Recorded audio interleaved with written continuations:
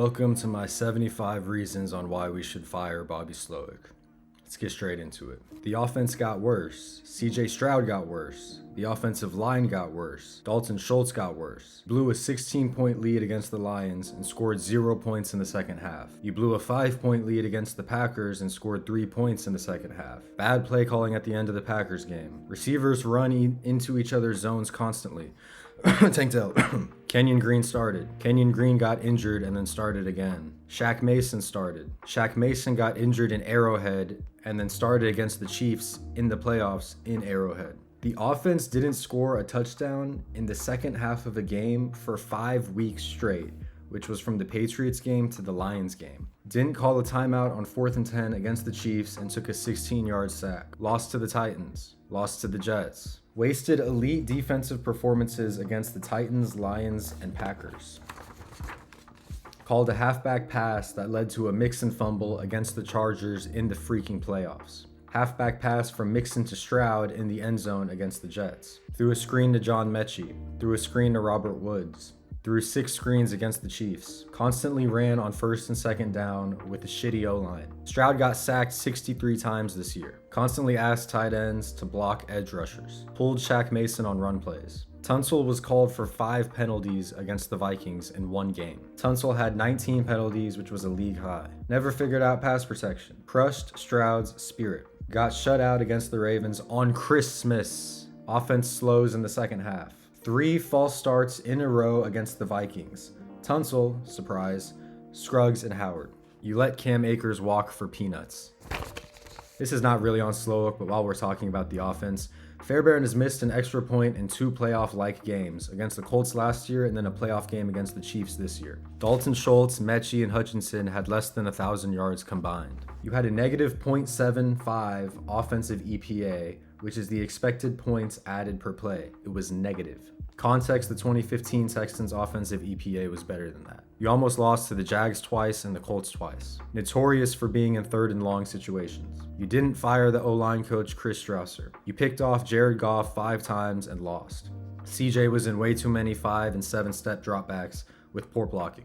No quick passing game. Horrible red zone offense. Ranked 22nd in offensive yards behind the Colts, Cardinals, Saints, and Chargers. Ranked below 25 in offensive passing efficiency, and I couldn't even find the exact number because it's so low that it's behind a paywall. Called an out route, out of bounds, in front of the first down marker on 3rd and down when we were at the Green Bay 17-yard line.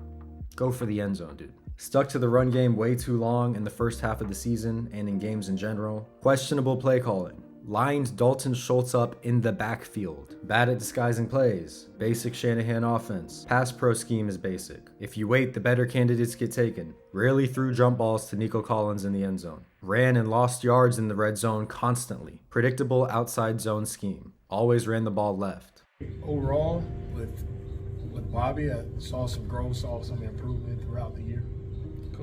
Kept using Dalton Schultz as a blocker when he can't block. Better to fire him now than in the middle of 2025. Dare on run plays over Pierce. It's a desirable job right now. You can find someone right now with a lot of candidates. He can't adjust to defenses. No communication on picking up stunts. John Gruden exists. Hold on, I'm just getting news. A Houston Texans shakeup per Adam Schefter, as someone calls me. Bobby Slowik is out as the Texans offensive coordinator per sources. In the span of 1 year, Slowik went from being a head coaching candidate to now looking for work 10 minutes ago. Wow. This is a good move, dude. Hold on, that's Schefter, right? That's legit. Let's go to Texans County, my other favorite source of... They fired Slowik, yeah. Oh my gosh, they did it. Oh, and here's the firing of Chris Strausser and the assistant O-line coach. There we go. Fire all them boys. Wow. The Texans have fired Bobby Slowik. This is a perfect move. I cannot believe that. This is awesome. Well, there you have it. I guess we'll flip the tone of the video then. I definitely think that, D'Amico made a hard decision, but it was a decision that needed to happen nonetheless.